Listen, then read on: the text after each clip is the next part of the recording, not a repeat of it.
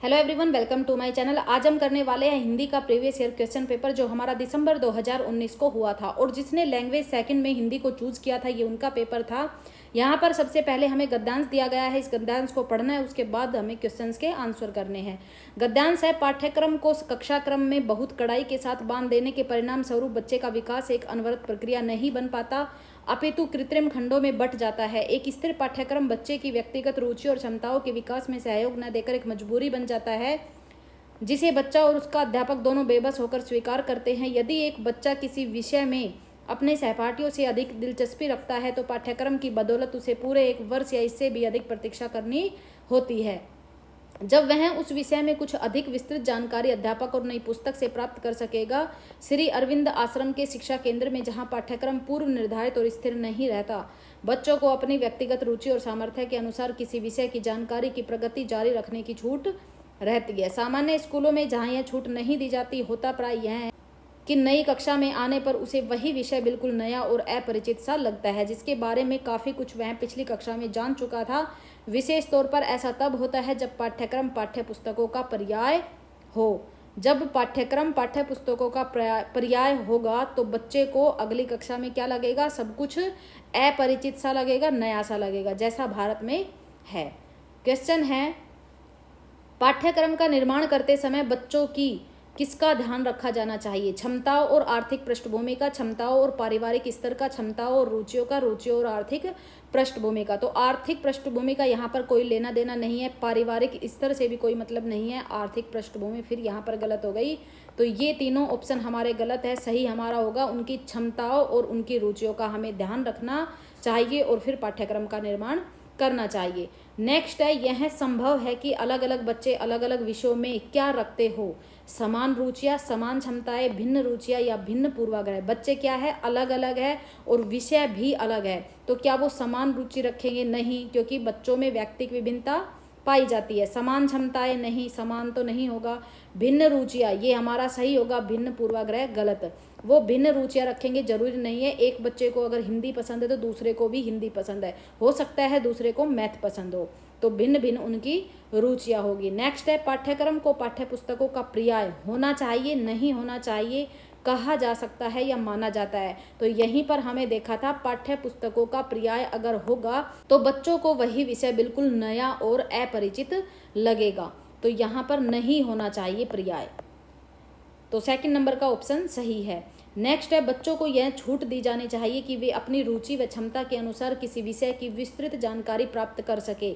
यह स्थिति कैसी है? सराहनीय है, निंदनीय है, असंभव है या अव्यावहारिक है? तो यह स्थिति कैसी है? सराहनीय है। बच्चे को हमें छूट देनी चाहिए कि जो तुम्हें पसंद है, जिस सब्जेक्ट में तुम्हारी रुचि है, आप उसमें विस्तृत जानकारी प्राप्त करो, उसमें ज़्यादा से ज़्यादा खोज करो। तो यहाँ पर फर्स्ट नंबर का ऑप्शन सही है।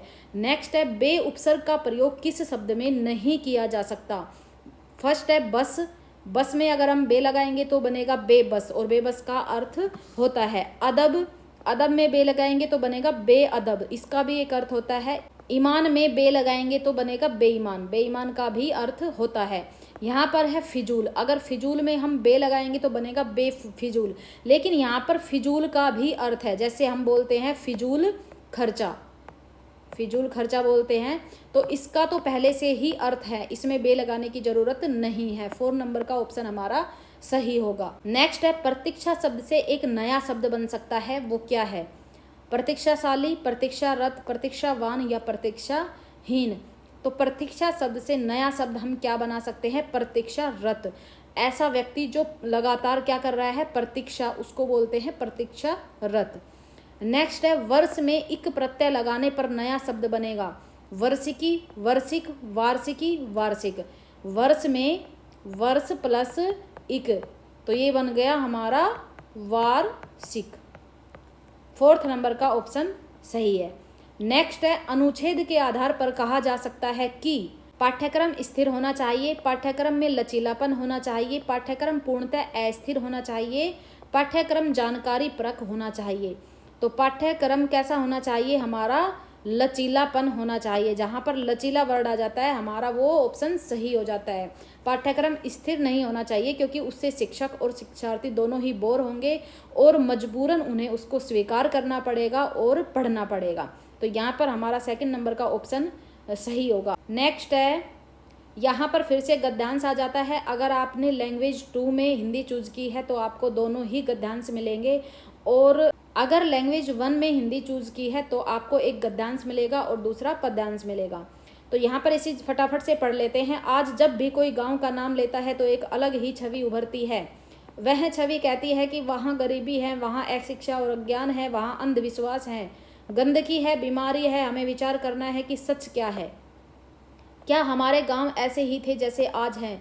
आज जो गांवों की दुर्दशा हुई है उसके लिए जिम्मेदार कौन है? इन सवालों की पड़ताल करते हुए हमें नई समझ बनानी है तथा गांव के सही स्वरूप की पहचान करनी है। वैसे यह खुदा का शुक्र है कि गांव में कई तरह के आक्रामक दुष्प्रभाव के बावजूद उनका मूल स्वरूप नहीं बदला है।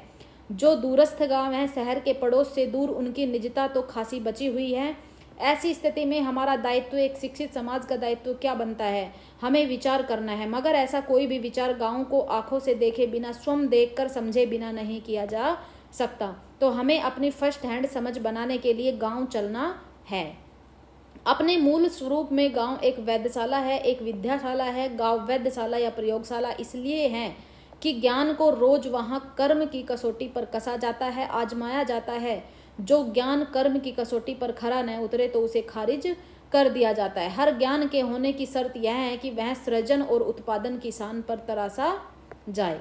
यहाँ अब हम क्वेश्चन करेंगे, ज्ञान के होने की अनिवार्य शर्त क्या है? यहाँ पर देखो, शर्त यह है कि वह सृजन और उत्पादन की शान पर तराशा रहे। किस पर? सृजन और उत्पादन। सेकंड नंबर का ऑप्शन सही होगा।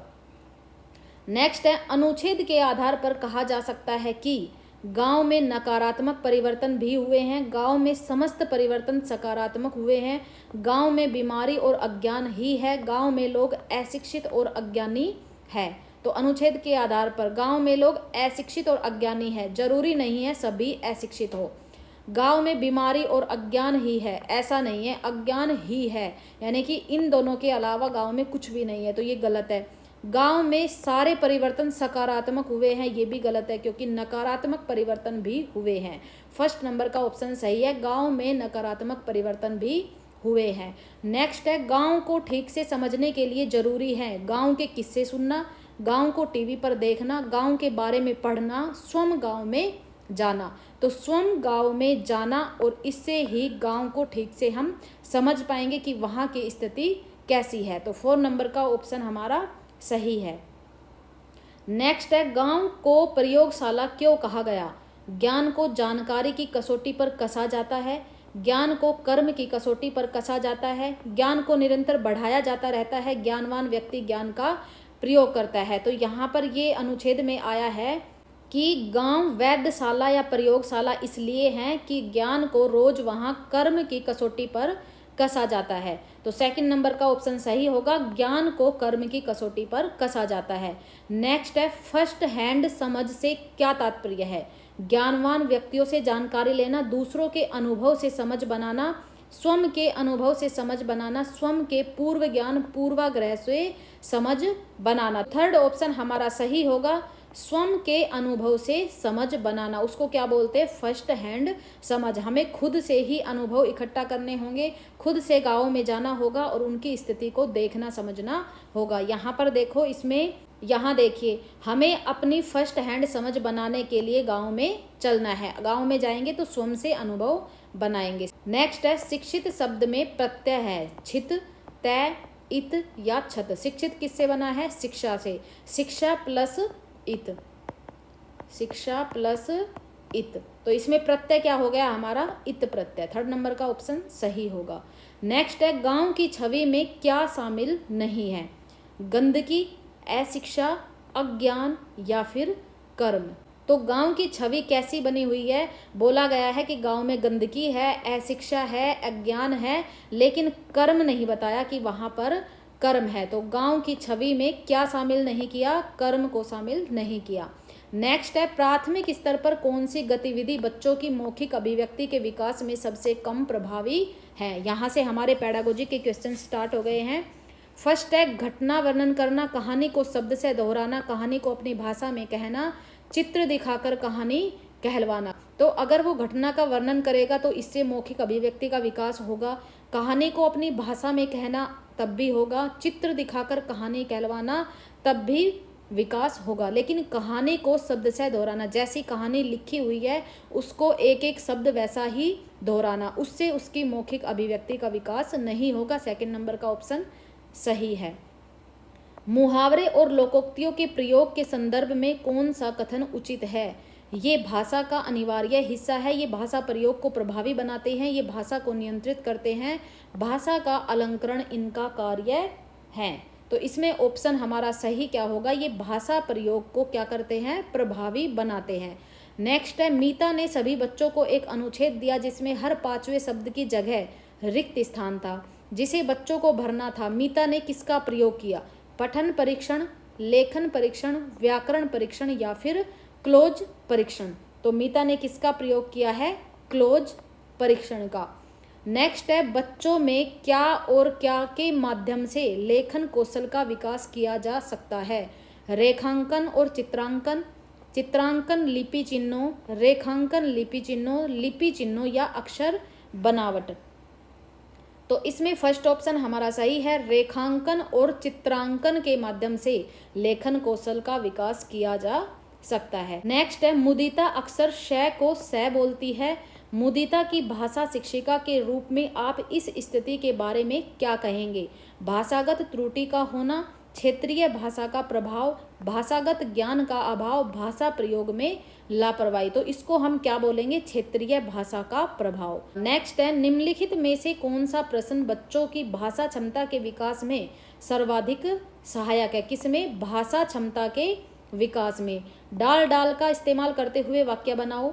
तितली कली के पास कब होगी और क्यों? तितली और कली ने क्या खेल खेला? तुम्हारी मनपसंद किताब कौन सी है? तो भाषा क्षमता का हमें विकास करना है। इसमें हमारा सही ऑप्शन कौन सा होगा? देखिए, तुम्हारी मनपसंद किताब कौन सी है? तो उसमें से वो एक नाम लिख देगा, हिंदी, गणित या फिर कोई भी जो उसे पसंद है। तितली और कली ने क्या खेल खेला? तो वो एक नाम लिख देगा कि ये वाला खेल खेला। डाल डाल का इस्तेमाल करते हुए वाक्य बनाओ, तो वो उसे डाल डाल का इस्तेमाल करना है और वो बना देगा। तितली कली के पास कब गई होगी और क्यों? तो इसमें उसको सोचना पड़ेगा और बोलना पड़ेगा, तो इससे उसकी भाषा का विकास होगा। सोचना पड़ेगा कि वो उसके पास क्यों गई थी, कब गई थी। कब गई थी इसका आंसर तो वो छोटा सा लिख देगा कि तब गई थी, लेकिन क्यों गई थी इसके लिए उसे सोचना होगा। तो सेकंड नंबर का ऑप्शन सही है। नेक्स्ट है, सामाजिक अंतःक्रिया की अवधारणा किससे संबंधित है? सामाजिक अंतःक्रिया, स्किनर, पियाजे, चोम्स्की, वाइगोत्स्की। बोला था मैंने, सामाजिक और सांस्कृतिक वर्ड जहां आ जाता है वहां पर नाम एक ही आता है, वो है वाइगोत्स्की। तो इसका फोर्थ नंबर का ऑप्शन सही होगा। नेक्स्ट है, स्किनर ने भाषा सीखने की प्रक्रिया में किस पर सर्वाधिक बल दिया? किसने? स्किनर ने। अंतःक्रिया पर, अनुकरण पर, भाषा अर्जन क्षमता पर या फिर सृजनात्मकता पर?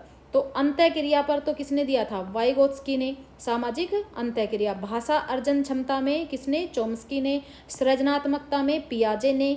लेकिन अनुकरण में किसने दिया था? स्किनर ने। तो सेकंड नंबर का ऑप्शन सही होगा। नेक्स्ट है, बच्चों की भाषाई क्षमताओं के आकलन के लिए सर्वाधिक सहायक है? बच्चों की परस्पर अनौपचारिक बातचीत, बच्चों की कक्षा में औपचारिक बातचीत, बच्चों और शिक्षक की परस्पर औपचारिक बातचीत, बच्चों का शिक्षक द्वारा प्रदत्त अभ्यास कार्य करना। भाषाई क्षमताओं का आकलन, तो इसमें बच्चों की आपस में अनौपचारिक बातचीत, इससे क्या होगा? उनकी भाषाई क्षमताओं का आकलन हो पाएगा। नेक्स्ट है, कौन सा प्रश्न कक्षा में बहुभाषिकता को पोषित करता है? किसको? बहुभाषिकता को। अच्छी लगने वाली महक को क्या कहेंगे? बुरी लगने वाली महक को क्या कहेंगे? तुम्हारे घर में किस किस की महक आती है? फूलों के नाम अपनी भाषा में लिखो। तो 4 नंबर का ऑप्शन हमारा सही होगा, क्योंकि एक कक्षा में अलग अलग क्षेत्र से बच्चे आते हैं और उनकी जो फूलों के नाम हैं उनके अलग अलग क्षेत्र में उनके नाम भी अलग ही होंगे। तो इससे बहुभाषिकता को वो क्या कर रही है? पोषित कर रही है। नेक्स्ट है, इस कहानी में पहाड़ी, घाटी शब्दों का इस्तेमाल हुआ है। पहाड़ी इलाके से जुड़े हुए और शब्द सोचकर लिखो। यह अभ्यास प्रश्न किसका उदाहरण है? संदर्भ में व्याकरण, शब्द भंडार में विकास, शब्दकोश का विकास, पर्यायवाची शब्दों से परिचय।